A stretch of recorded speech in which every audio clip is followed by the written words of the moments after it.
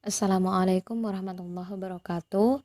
Pada pertemuan kali ini kita akan membahas materi yang kedua di semester 2 ini, yaitu indahnya membangun mahligai rumah tangga. Nah, yang pertama yaitu apa arti pernikahan ya. Secara bahasa, arti nikah artinya yaitu mengumpulkan atau menggabungkan atau menjodohkan. Yang mana dalam Kamus Besar Bahasa Indonesia, nikah itu artinya adalah perjanjian antara laki-laki dan perempuan untuk bersuami istri, yang mana itu dengan resmi disebut dengan pernikahan. Sedangkan menurut syariat Islam, nikah itu sendiri artinya adalah menghalalkan pergaulan antara laki-laki dan perempuan yang bukan mahramnya, yang menimbulkan hak dan kewajiban bagi masing-masing dari keduanya.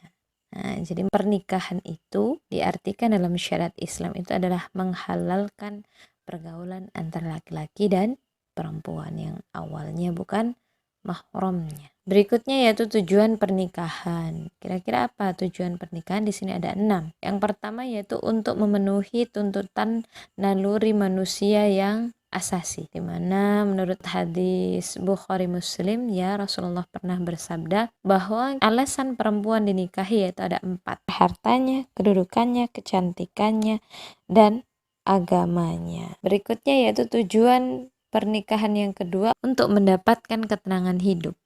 Kemudian yang ketiga yaitu untuk membentengi akhlak manusia itu sendiri, supaya bisa membedakan antara yang mahram dengan yang bukan mahram, mana yang baik, mana yang buruk. Jadi untuk membentengi diri, untuk membentengi akhlak kepada perbuatan-perbuatan yang buruk, maka disunnahkannya menikah, bahkan bisa wajib pula. Berikutnya tujuan yang keempat yaitu untuk meningkatkan ibadah kita kepada Allah Subhanahu wa ta'ala. Ketika belum menjadi seorang mahram, ketika laki-laki dan perempuan itu berhubungan, itu adalah sebuah dosa besar, akan tetapi ketika sudah menikah, nah menjadi sebuah ibadah yang indah untuk meningkatkan ibadah kepada Allah. Kemudian yang kelima yaitu untuk mendapatkan keturunan yang soleh. Dan yang keenam untuk menegakkan rumah tangga yang islami, karena didasari dengan kehalalan di awal. Jadi untuk menciptakan rumah tangga yang islami dan menciptakan pula keturunan-keturunan yang solih dan solihah. Berikutnya yaitu hukum menikah. Di sini ada bermacam-macam ya. Ada wajib, ada sunnah, mubah, makruh, dan juga haram. Hukum diwajibkannya menikah yaitu bagi orang yang telah mampu, baik fisik maupun mental, baik ekonomi maupun akhlak, untuk melakukan sebuah pernikahan yang mana seseorang tersebut mempunyai keinginan untuk menikah, dan jika tidak menikah maka dikhawatirkan akan jatuh kepada perbuatan maksiat atau namanya zina. Nah, maka dari itu seseorang dihukumi wajib untuk menikah. Jadi untuk menghindarkan dirinya dari perbuatan maksiat. Yang kedua yaitu hukum sunnah, yaitu diperuntukkan bagi orang yang telah mempunyai keinginan untuk menikah, namun tidak dikhawatirkan dirinya akan jatuh kepada kemaksiatan. Jadi sudah mampu sesungguhnya, akan tetapi tidak dikhawatirkan dirinya akan jatuh kepada kemaksiatan. Jadi hukum menikah bagi seseorang tersebut masih sunnah, bukan lagi wajib. Yang ketiga yaitu mubah, yang mana di sini adalah seseorang yang tidak memiliki syahwat sama sekali, seperti orang yang sudah lanjut usia, atau seseorang yang tidak mampu memenuhi atau menafkahi istrinya, sedangkan wanitanya rela dengan syarat wanita tersebut harus berakal. Jadi seseorang yang mengalami hal yang seperti ini itu dihukumi mubah untuk menikah.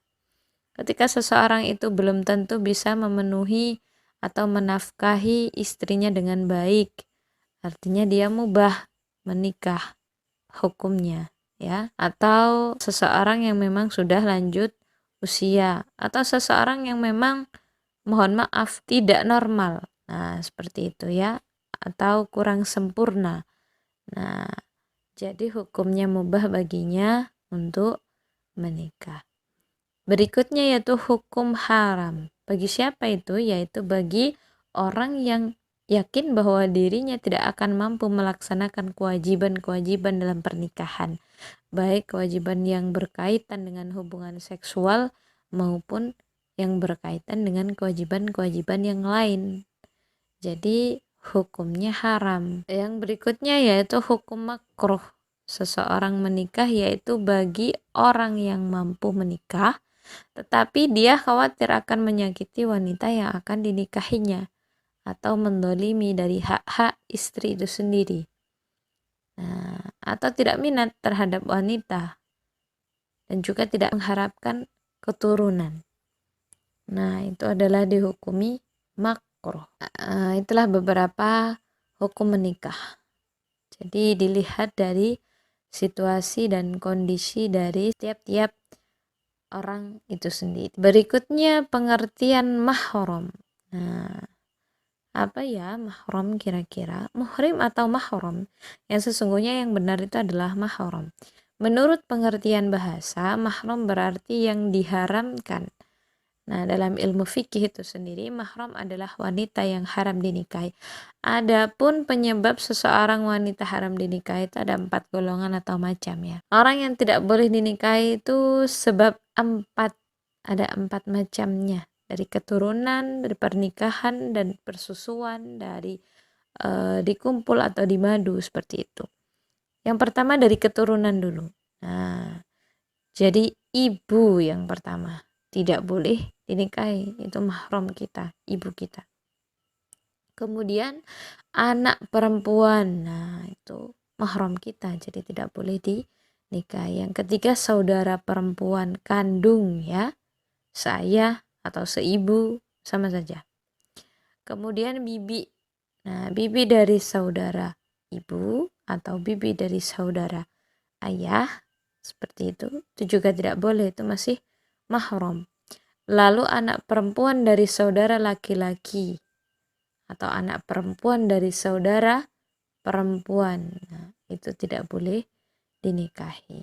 Keponakan maksudnya ya di situ.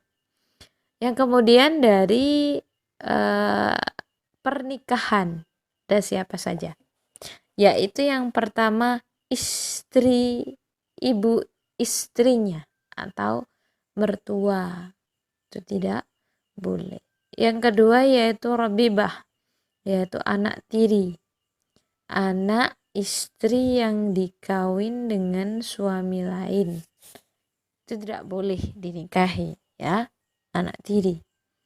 Yang kemudian istri ayah atau ibu tiri ya, namanya ya, istri ayah. Kemudian wanita-wanita yang pernah dikawini oleh ayah, kakek, sampai ke atas-atasnya tidak boleh. Dan juga istri anaknya yang laki-laki atau menantu, nah ya, itu tidak boleh.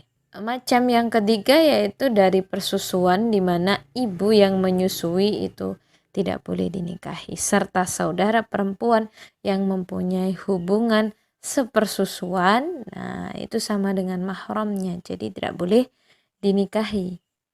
Yang macam keempat yaitu dikumpul atau dimadu. Yang pertama saudara perempuan dari istrinya, itu tidak boleh dinikahi. Yang kemudian bibi perempuan dari istri, nah bibi dari istrinya itu tidak boleh dinikahi. Kemudian keponakan perempuan dari istrinya itu juga tidak boleh dinikahi oleh seorang laki-laki. Berikutnya rukun nikah. Nah, rukun nikah itu sesungguhnya ada 5 ya. Ada calon suami, calon istri, wali yang menikahkan, 2 orang saksi, dan juga ijab qabul. Syaratnya apa saja? Di sini syarat bagi calon suami dan juga calon istri. Bagi calon suami, yang pertama syaratnya yaitu bukan mahram si wanita. Nah, tadi sudah dijelaskan ya, keempat macam apa saja yang mempengaruhi itu tidak boleh dinikahi karena sebab masih terhitung mahram. bukan mahram si wanita. Jadi calon suami bukan termasuk yang haram dinikahi karena adanya hubungan nasab atau sepersusuan. Nah, yang kedua, orang yang dikehendaki, yakni adanya keridhaan dari masing-masing pihak. Ini syarat ya bagi seorang calon suami. Yang ketiga yaitu muayyan, beridentitas yang jelas. Syarat pernikahan bagi seorang istri yaitu yang pertama bukan mahram si laki-laki. Yang kedua terbebas dari halangan nikah, misalkan masih pada masa iddah atau berstatus sebagai istri orang apalagi ya. Jadi tidak boleh. Masih dalam masa iddah. Masa iddah itu yaitu 3 kali suci atau 3 bulan ya. 3 kali suci seseorang itu dicerai ya. Atau ketika ditinggal meninggal, artinya ada masa iddahnya di situ ya, cerai mati. Selama 3 kali suci dia tidak boleh dinikahi oleh orang lain. Berikutnya pernikahan yang tidak sah. Nah, macam-macamnya yaitu ada 8. Yang pertama yaitu nikah mut'ah. Apa itu nikah mut'ah? Yaitu pernikahan yang dibatasi jangka waktu tertentu, baik itu sebentar ataupun lama, tetap tidak boleh ya. Jadi seperti kawin kontrak seperti itu, ada perjanjian di dalamnya. Yang kedua yaitu pernikahan shighar. Apa itu? Yaitu pernikahan dengan persyaratan barter tanpa adanya mahar. Jadi seperti tukar menukar, ada syarat di dalamnya. Saya nikahkan anak saya dengan kamu, asalkan kamu nikahkan pula saudara kamu dengan saya atau anak kamu dengan saya. Nah, jadi barter, saling tukar dengan tanpa adanya mahar. Nah, pernikahan seperti itu tidak boleh. Namanya pernikahan shighar. Yang berikutnya yaitu pernikahan muhalil. Apa itu pernikahan muhalil? Jadi pernikahan seorang wanita yang telah ditalak 3 oleh suaminya, yang karenanya diharamkan untuk rujuk lagi dengan suaminya itu tadi. Kemudian wanita itu dinikahi oleh laki-laki lain dengan tujuan untuk menghalalkan dinikahi lagi oleh mantan suaminya. Nah, jadi supaya halal dinikahi lagi oleh mantan suaminya, yang kemudian dia menikah dengan orang lain dengan jangka waktu yang tidak lama, kemudian dicerai, seperti itu. Ada tujuannya. Nah, seperti itu tidak boleh ya. Seperti pernikahan yang memang dibuat-buat. Yang berikutnya pernikahan orang yang ihram. Nah, di mana memang ketika kita akan melaksanakan ibadah haji atau umroh, terdapat larangan-larangan di dalam berhaji itu sendiri. Salah satunya yaitu menikah. Nah, jadi dalam berhaji, makanya kata ihram. Ada kata ihram, diharamkan beberapa hal. Salah satunya yaitu menikah ketika saat melaksanakan ibadah haji. Berikutnya yaitu pernikahan dalam masa iddah. Nah, masa iddah yang sudah saya sampaikan tadi ya. 3 kali suci atau selama 3 bulan. Nah, masa iddah di mana seseorang wanita tidak boleh dinikahi, entah itu setelah dicerai, entah itu ditinggal meninggal oleh suaminya. Artinya ada masa iddah di situ. Selama masa iddah, jadi tidak boleh dinikahi oleh orang lain. Berikutnya pernikahan tanpa wali, jelas ini tidak sah. Nah, ya, karena tanpa walinya.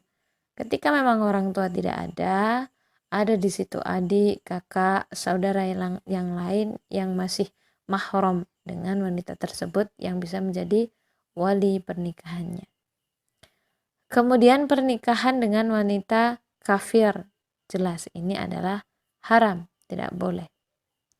Yang terakhir yaitu menikahi mahram. Nah, ini tidak sah ya, siapa saja mahramnya tadi sudah saya sampaikan. Pernikahan menurut Undang-Undang Perkawinan Indonesia. Nah, di sini tercantum ya dalam peraturan pemerintah tentang pelaksanaan Undang-Undang Nomor 1 Tahun 1974. Jadi itu mengatur tata cara pelaksanaan pernikahan itu harus seperti apa prosedurnya.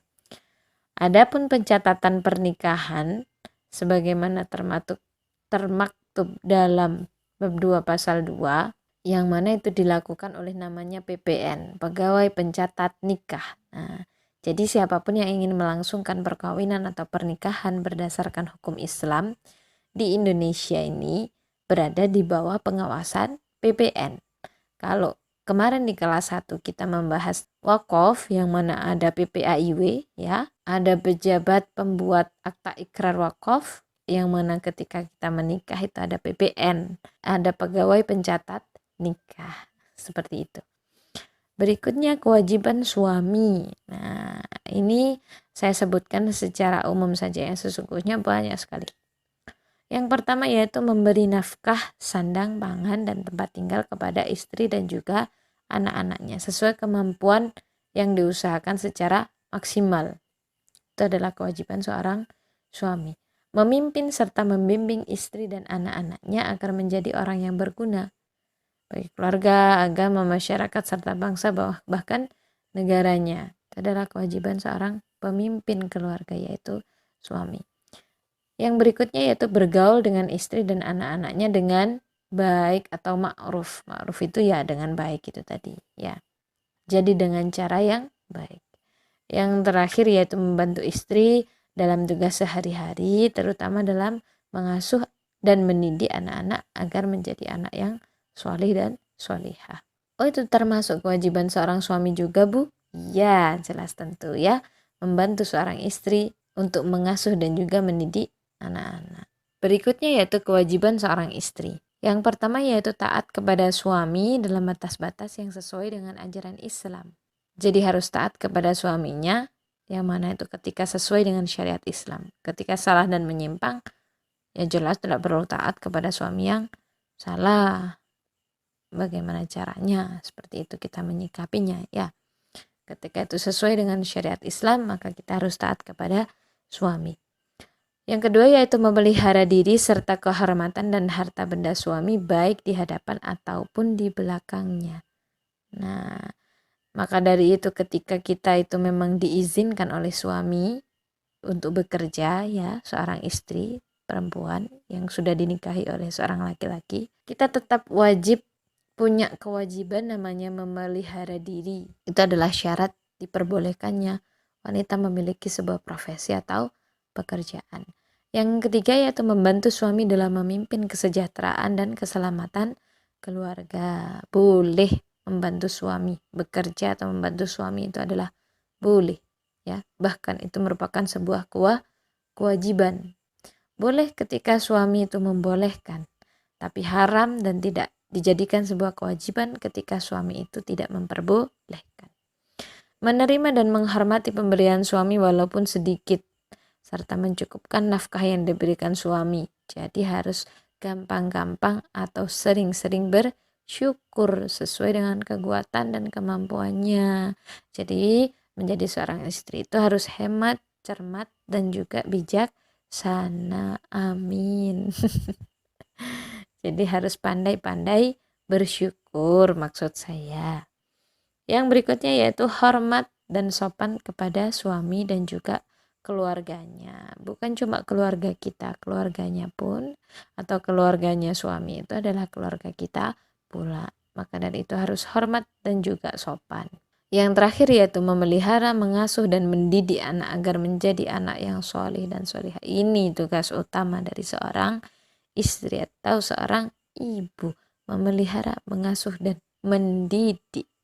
Maka dari itu seorang ibu atau seorang istri harus menjadi seorang ibu dan istri yang cerdas supaya bisa menciptakan anak-anak yang cerdas, yang solih dan solihah. Berikutnya yaitu hikmah pernikahan. Apa saja hikmahnya? Pertama yaitu terciptanya hubungan antara laki-laki dan perempuan yang bukan mahram dalam ikatan yang suci, yang kemudian halal dan diridhoi oleh Allah Subhanahu wa Ta'ala.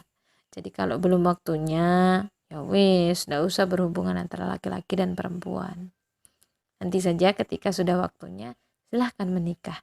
Itu akan menjadi sesuatu yang indah, halal, diridhoi, menjadi pahala yang sangat besar. Seperti itu. Yang kedua yaitu mendapatkan keturunan yang sah dari hasil pernikahan. Yang ketiga, terpeliharanya kehormatan suami dan istri dari perbuatan zina, yang mana zina itu merupakan dosa besar. Yang keempat, terjalinnya kerjasama antara suami dan istri dalam mendidik anak dan menjaga kehidupannya. Yang terakhir, terjalinnya silaturahim antar keluarga besar pihak suami dan juga pihak istri. Hikmah dari sebuah pernikahan itu banyak sekali, yang mana semuanya itu adalah merupakan ladang ibadah kita. Baik, terima kasih. Itu saja yang bisa saya sampaikan. Wassalamualaikum warahmatullahi wabarakatuh.